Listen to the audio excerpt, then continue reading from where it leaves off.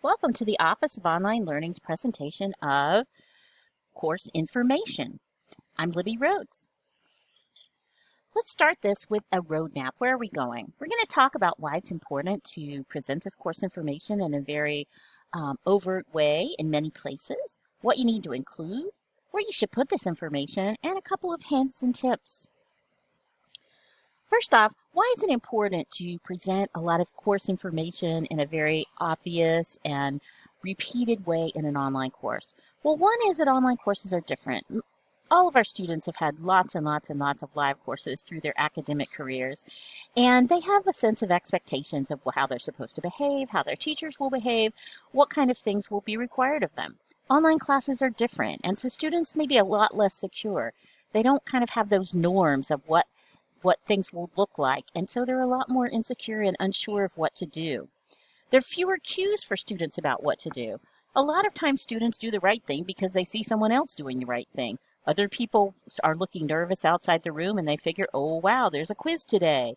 Somebody mentioned something. Another student asks a question in class about a project, and that gives them a reminder of the due date.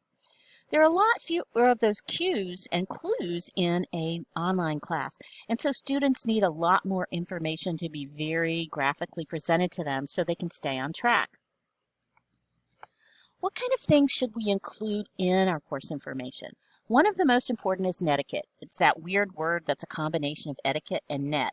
And that is the online behavioral expectations you have. Students do need guidance on how to behave online. Now, it's true that many of them have been online a lot more than we have, but those have mostly been in very informal and social spaces. They've been in chat rooms, they've been on social media, they've played games. They've done a lot of things online, but they haven't done professional or educational things that require that sort of behavior. It can help to put your expectations in positive terms rather than a long list of don'ts. A few guidelines.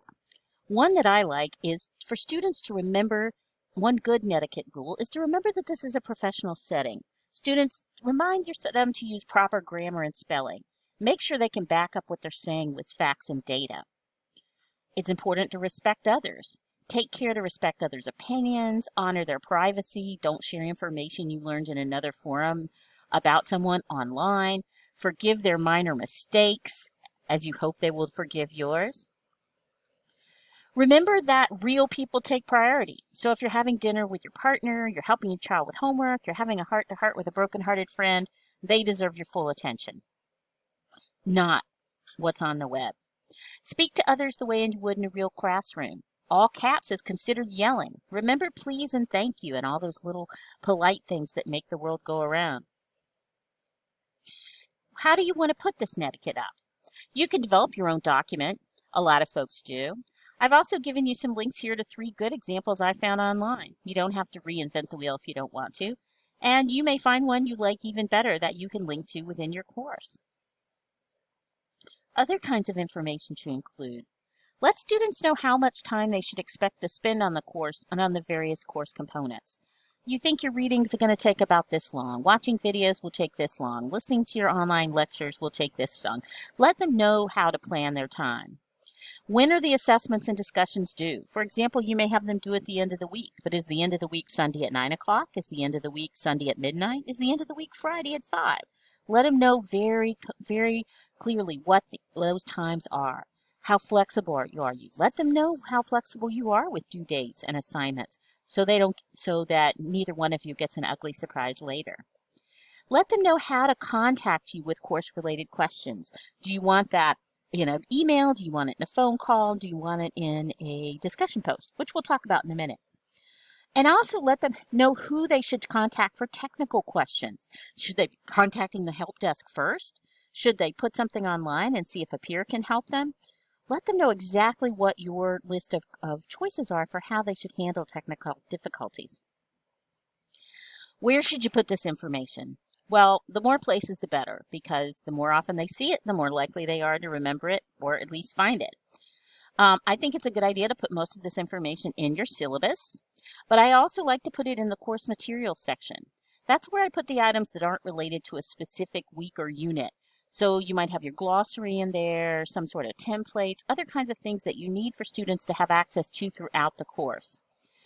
And you can also put them, or a piece of them, in areas where they might be needed, like your directions for the weekly chat. That might be a good place to do a reminder of what your netiquette rules are. And finally, a couple of hints and tips. One is, if it matters, say it more than once. Don't feel bad. You're not treating anyone like a baby if you say something and put it in more than one place. That's okay. That helps us remember. If you really want them to remember it, quiz them on it. Put it in your syllabus and make your first weekly quiz include items from the syllabus. If you quiz them on it, they'll read it and they're likely to remember it. If you want to avoid answering the same question multiple times, set up an Ask the Instructor discussion board. They can ask questions to this board and everyone can see it. That way, if they ask a certain question about the length of an assignment or they ask about the time for a test review date, it'll be right there on the discussion board and everyone can refer to it.